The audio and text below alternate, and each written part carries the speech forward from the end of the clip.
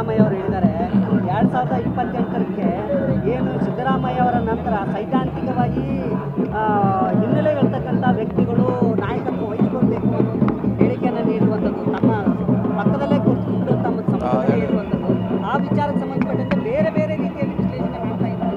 ನಾವು ಸಿದ್ದರಾಮಯ್ಯ ಅವರ ಉತ್ತರಾಧಿಕಾರಿ ಇದಾಗ್ತಾ ಇದೆ. ಇಲ್ಲ, ಅದು ಪಕ್ಷ ನಿರ್ಧಾರ ಮಾಡಬೇಕು.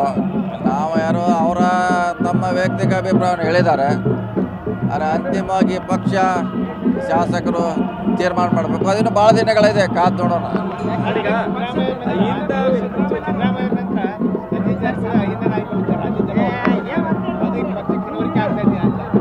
ನೋಡೋಣ, ಈ ಸದ್ಯಕ್ಕೆ ಹೇಳಕ್ಕಾಗಲ್ಲ. ಪಕ್ಷ ತೀರ್ಮಾನ ಮಾಡಬೇಕು ಯಾರು ನಾಯಕರಂತ.